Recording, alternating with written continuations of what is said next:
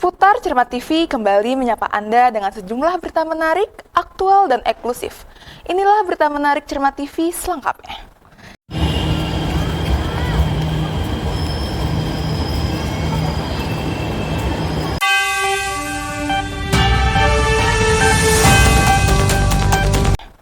Selamat pagi pemirsa, Anda menyaksikan Cermat TV. Saya Merahayu Intan, ini berita utama hari ini. Selamat menyimak.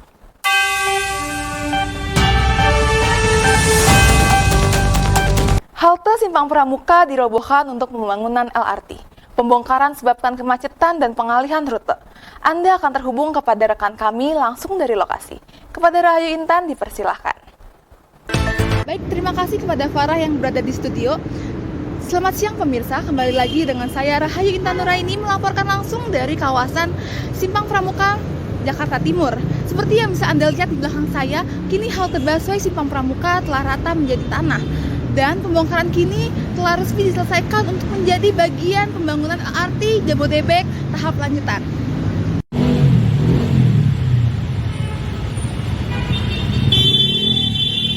Inilah situasi terkini di Jalan Pramuka, Jakarta Timur. Lalu lintas tersendat parah sejak siang hari akibat penyempitan jalur imbas pembongkaran halte Transjakarta Simpang Pramuka.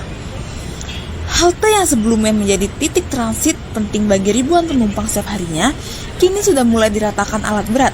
Pembangunan LRT yang melintasi jalur ini memaksa pihak Transjakarta menonaktifkan sementara halte tersebut. Halte Simpang Pramuka sebelumnya menjadi salah satu titik penting di koridor 10 Transjakarta. Namun, demi mendukung percepatan pembangunan LRT yang akan melintas di jalur ini, halte tersebut resmi dibongkar sejak beberapa hari lalu dan kini sudah tidak lagi beroperasi. Sebagai pengganti, PT Transjakarta menyarankan penumpang untuk menggunakan halte Rawasari atau halte Matraman baru yang berada dalam jangkauan dekat. Selain itu, pengalihan rute juga telah dilakukan untuk memastikan layanan tetap berjalan, meski dengan beberapa penyesuaian. Banyak masyarakat berbicara. Mereka kaget awalnya, karena tiba-tiba halte Transjakarta sudah dibongkar, tapi mereka memaklumi karena proyek LRT ini penting untuk transportasi jangka panjang. Proyek LRT ini ditargetkan akhir tahun telah selesai untuk mengurangi kemacetan transportasi umum. Dan para pengguna Transjakarta dihimbau untuk mengikuti rute dan informasi resmi. Dari Jakarta Timur, saya Rahayu Intan Nuraini melaporkan untuk Anda. Jam pulang kerja menyebabkan lonjakan penumpang di transportasi umum. Sejumlah titik di sekitar halte dan stasiun terlihat padat oleh aktivitas warga. Setiap hari kerja, Jakarta menghadapi lonjakan penumpang di hampir seluruh moda transportasi umum. Dari pagi hingga sore, antrean kepadatan tak terhindarkan di halte, stasiun, dan dalam kereta.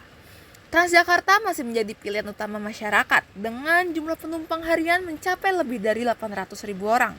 Di jam sibuk, halte-halte utama seperti Duku Atas, Harmoni, dan Blok M dipenuhi antrean panjang yang mengular.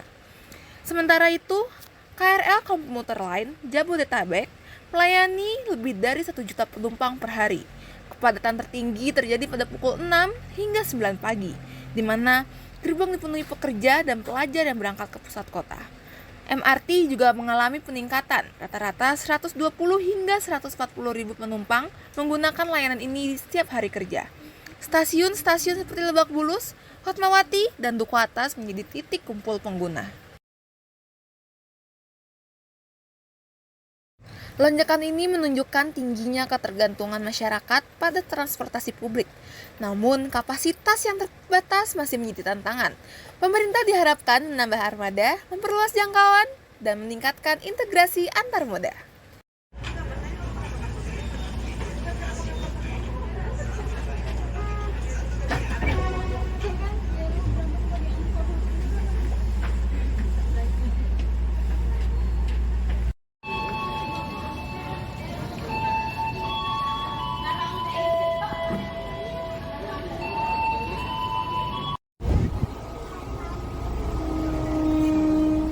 Kemacetan terjadi di kawasan Rawamangun, Jakarta Timur akibat proyek penggalian pipa. Pekerjaan ini menyebabkan arus lalu lintas tersendat terutama pada jam sibuk. Di ruas Jalan Rawamangun, Jakarta Timur, perbaikan jaringan pipa air bersih kembali memicu kemacetan parah. Pipa sedang digali untuk perbaikan dan perluasan infrastruktur air provinsi. Dampak langsungnya, satu lajur jalan harus ditutup, lalu lintas pun menyempit. Pada puncak jam sibuk, antrean kendaraan mencapai lebih dari 500 meter, membuat warga setempat terjebak hingga lebih dari setengah jam. Menurut saksi mata, proses penggalian masih berlangsung hingga siang hari. Meski telah diprioritaskan pada jam-jam rawan, masyarakat berharap ada rekayasa lalu lintas yang lebih baik dan jalur lain alternatif. Pamjaya menyatakan bahwa pekerjaan ini merupakan bagian dari langkah strategis memperluas cakupan air bersih di ibu kota. Mereka juga telah menurunkan petugas flagman serta berkoordinasi dengan Dishab dalam upaya mengurangi dampak kemacetan. Suara keras kendaraan yang terus bergema pun menjadi bukti keseriusan mereka. Penjabat Dishab DKI menegaskan bahwa koordinasi lintas instansi perlu ditingkatkan agar penutupan jalan akibat galian tidak menimbulkan kemacetan berkepanjangan seperti yang terlihat di Jalan TB Simatupang.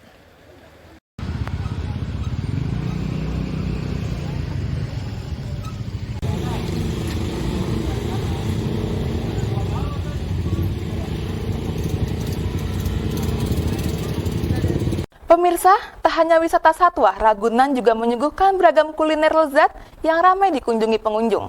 Anda akan terhubung kepada rekan kami, Rahayu Intan, langsung dari lokasi. Baik, terima kasih Farah yang ada di studio. Halo pemirsa, kembali lagi dengan saya Rahayu Intan Nuraini. Saat ini saya berada di Taman Marga Satwa Ragunan, Jakarta Selatan. Tapi kali ini bukan hewan-hewan lucu yang menjadi spot utama dan favorit kita, tapi melainkan aneka kuliner yang menggugah selera di kawasan favorit ini. Bisa Anda lihat di belakang saya ada beberapa tenan pecel, yaitu makanan khas Indonesia yang sangat wajib diicipi saat berwisata di Ragunan. Ragunan bukan cuma destinasi wisata edukatif dan keluarga, tapi juga surganya pencinta kuliner.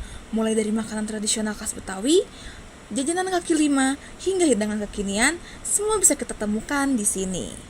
Buat yang lapar berat, jangan khawatir, ada soto Betawi dengan kuah santan gurih, nasi uduk lengkap dengan semur jengkol dan orek tempe, serta sate ayam dan kambing yang dibakar langsung di tempat. Jika Anda dan keluarga Anda ingin mencari yang sehat, makanan sehat, ada pecel khas Madiun yang wajib kalian cicipi. Tidak ketinggalan juga di area luar gerbang utama, jajanan tradisional seperti kerak telur, es doger, dan kue pancong menjadi favorit pengunjung. Tak ketinggalan, jajanan kekinian juga meramaikan suasana, seperti es kopi susu gula aren, corned keju mozzarella, dan ayam geprek super pedas jadi incaran anak muda.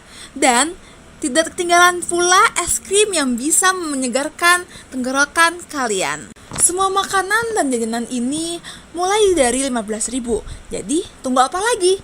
Silakan Anda dan keluarga Anda berkunjung ke tempat wisata ini untuk mencobai kuliner Ragunan. Nah, itu adalah sekilas aneka kuliner yang ada di Taman Marga Satwa Ragunan, Jakarta Selatan. Jadi, jika Anda dan keluarga Anda berkunjung ke Ragunan, jangan lupa mencicipi semua aneka kuliner yang bervariasi, mulai dari pecel, ada es krim, dan lainnya. Dari Ragunan, saya Rahayu Intan Nuraini. Selamat menikmati akhir pekan. Velodrome Rawamangun kini tak hanya jadi tempat olahraga, tempat ini juga jadi tujuan kuliner favorit warga, dengan berbagai pilihan makanan dan suasana yang nyaman untuk bersantai.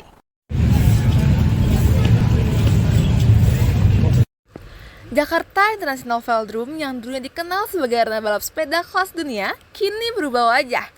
Bukan lagi sekedar tempat olahraga, kawasan kini menjelma menjadi salah satu pusat kuliner paling ramai di Jakarta Timur. Di sekitar velodrome, puluhan gerai makanan menjajakan ragam cita rasa, mulai dari jajanan lokal seperti bakmi, bubur ayam, hingga menu kekinian seperti ramen, kopi susu, dan makanan Korea.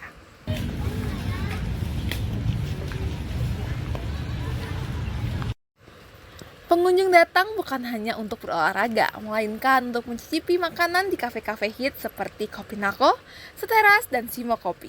Tak sedikit pula yang memilih bersantai di restoran outdoor sambil menikmati suasana rindang yang nyaman. Menurut warga sekitar, kawasan velodrome kini lebih hidup, terutama di malam hari dan akhir pekan. Banyak pengunjung datang bersama keluarga atau teman untuk kulineran sekaligus nongkrong santai.